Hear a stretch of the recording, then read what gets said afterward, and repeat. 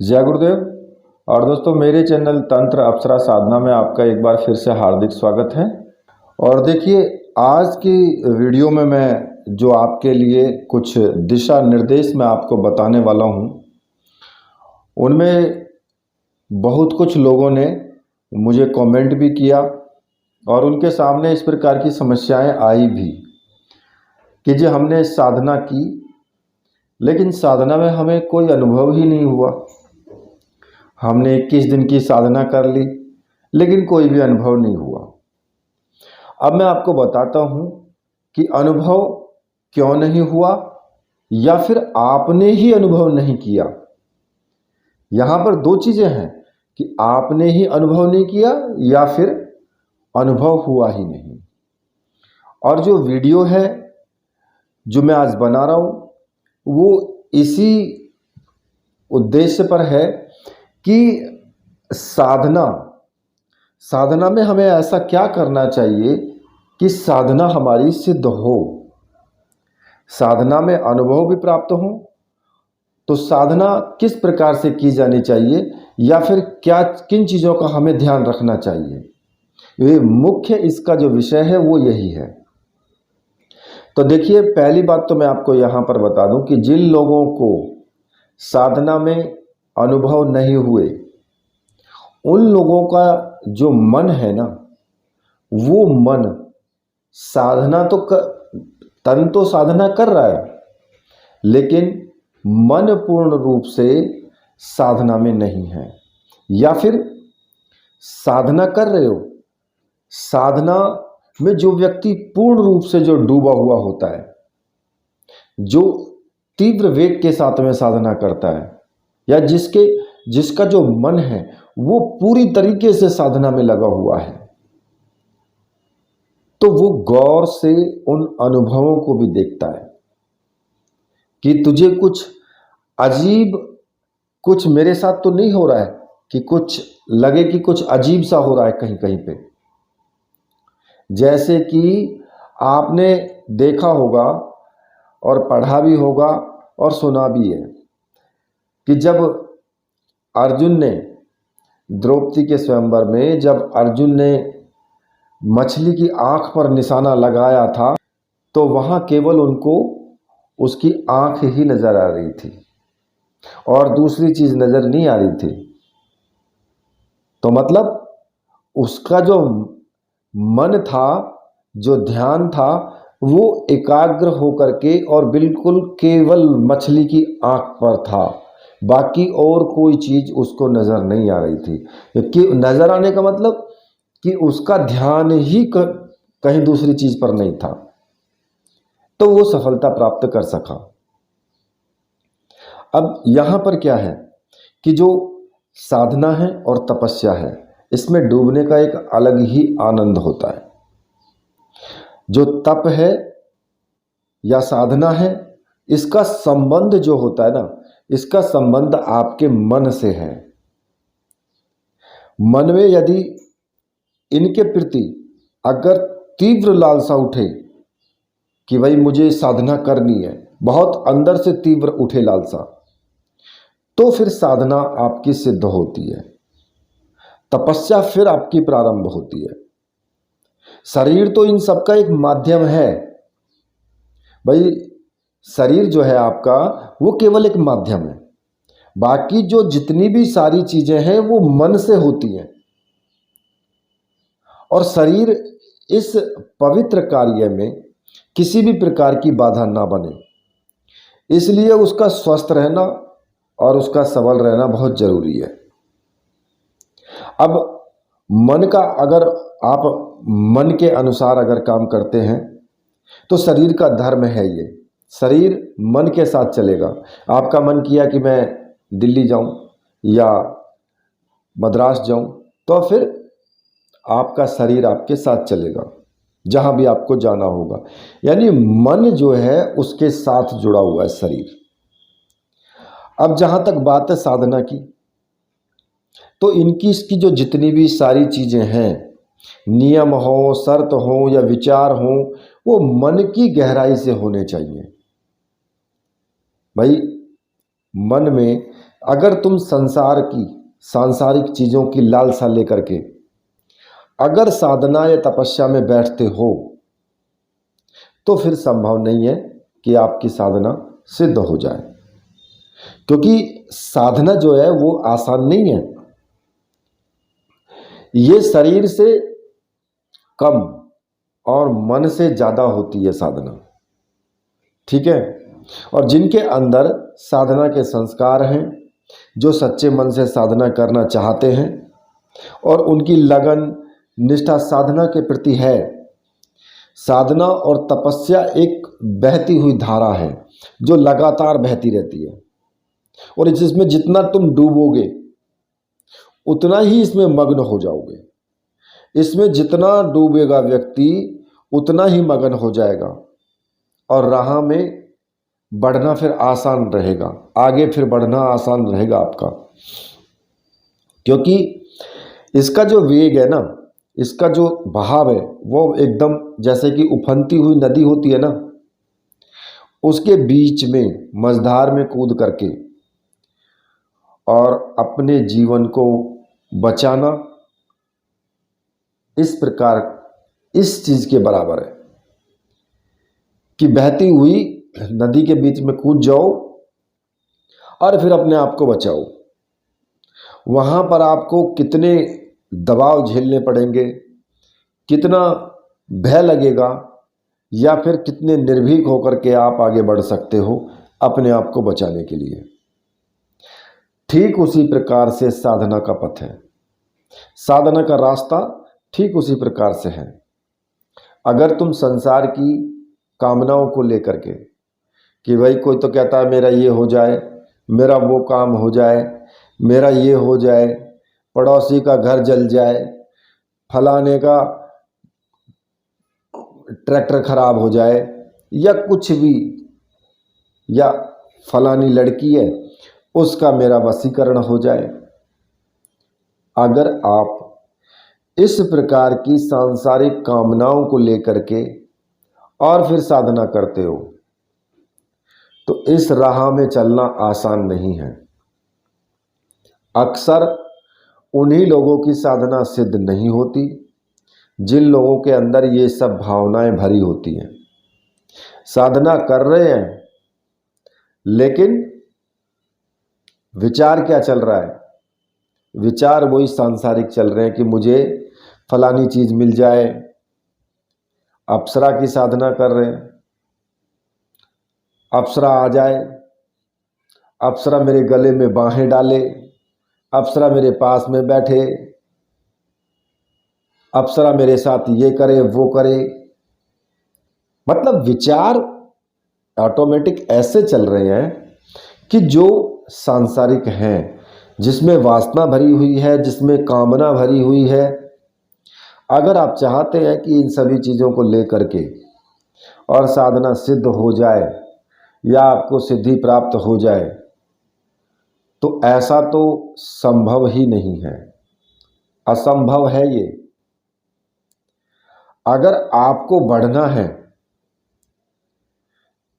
तो फिर इन सब चीज़ों को छोड़ करके आपको बढ़ना होगा आगे। सांसारिक चीज़ों का और साधना का इसमें कोई भी तालमेल नहीं है। वो बात अलग है कि अगर आप साधना कर रहे हैं तो आपको सब चीज़ें ऑटोमेटिक प्राप्त होने लगेंगी।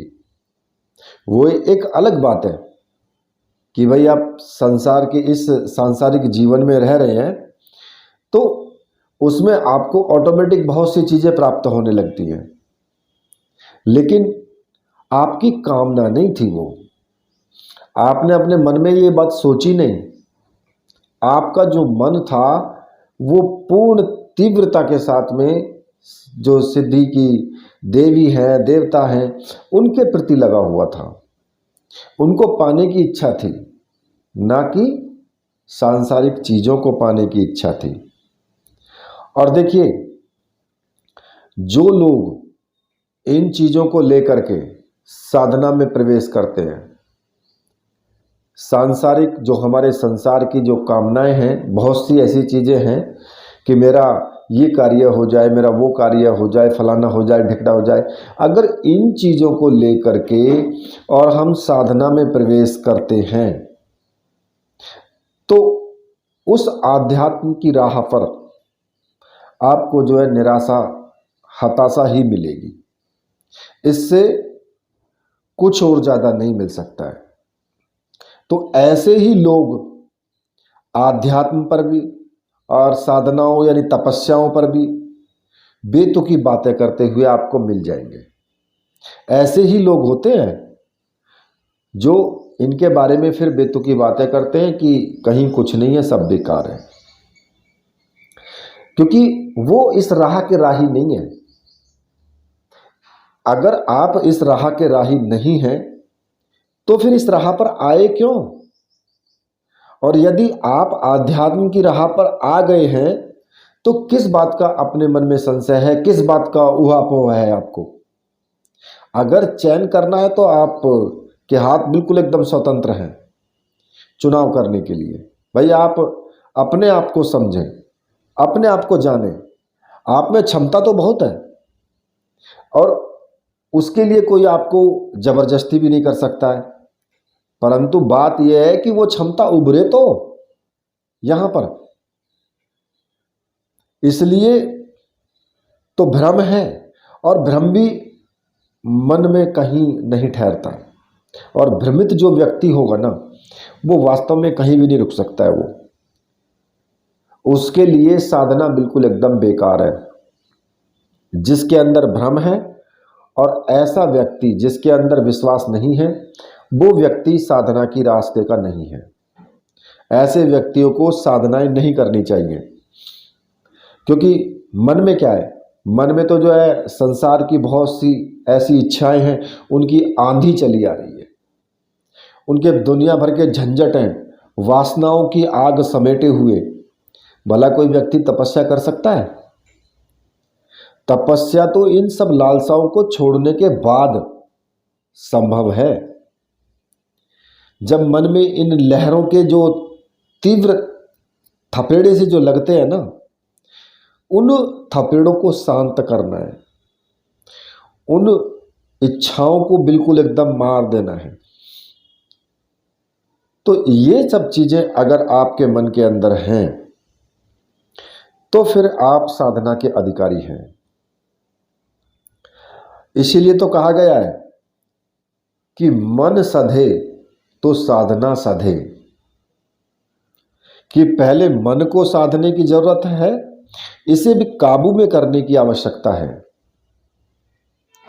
क्योंकि जब मन जो है वो बहुत ही चंचल होता है, और मन पर अगर आपको वश करना है, वशीकरण करना है अपने मन पर, तो वो कैसे?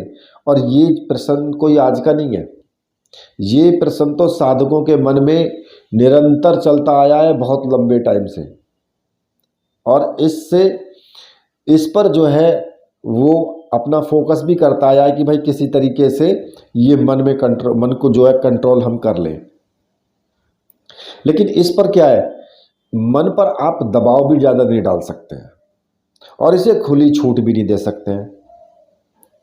ऐसे में माध्यम क्या है, ऐसे में आप क्या करेंगे कि इसको धीरे धीरे अपनी जो आपकी इच्छाएं हैं, कामनाएं हैं, उन सब पर धीरे धीरे आपको विजय प्राप्त करनी है, जिससे कि आप श्रेष्ठता की तरफ बढ़ें। इसीलिए तो जो रामकृष्ण परमहंस थे, उन्होंने कहा है कि मनु के जो खरपतवार है ना, उनको काटने हटाने की बजाय अगर अच्छी फसल ही क्यों न बो दी जाए खेत में। पहले लोग क्या करते हैं कि खेत होता है, उसमें पहले खरपतवार हटाएंगे। अरे भाई, खरपतवार हटाने की जरूरत क्या है, बो दो ऐसे ही, और जब बू जाएगा तो फिर आपकी मजबूरी बन जाएगी कि उसमें निराई गुड़ाई करना, खरपतवार को निकालना, क्योंकि तभी तो खेत आपका बढ़िया होगा। तो फिर आप उसमें निराई गुड़ाई भी करोगे, और निराई गुड़ाई करोगे तो उसमें जो भी खरपतवार है, जो भी अनिष्ट चीजें हैं, वो सब बाहर निकल जाएंगे। इसी प्रकार से आप बढ़ जाओ साधना में, धीरे धीरे प्रयास करो। भले ही अनुभव ना हो रहे हैं, मत हो, कोई दिक्कत नहीं है, लेकिन मन पर कंट्रोल करके पूरी तरीके से विश्वास के साथ उसके अंदर उतर जाओ। तो तब कहीं जाकर के आपको धीरे धीरे, एकदम वो भी नहीं होगा, बहुत लंबा टाइम लग जाता है इस मन को कंट्रोल करने में। और जब मन कंट्रोल होगा, एकाग्रता आएगी, तभी साधना में सफलता मिलेगी, तभी साधना में अनुभव आएंगे।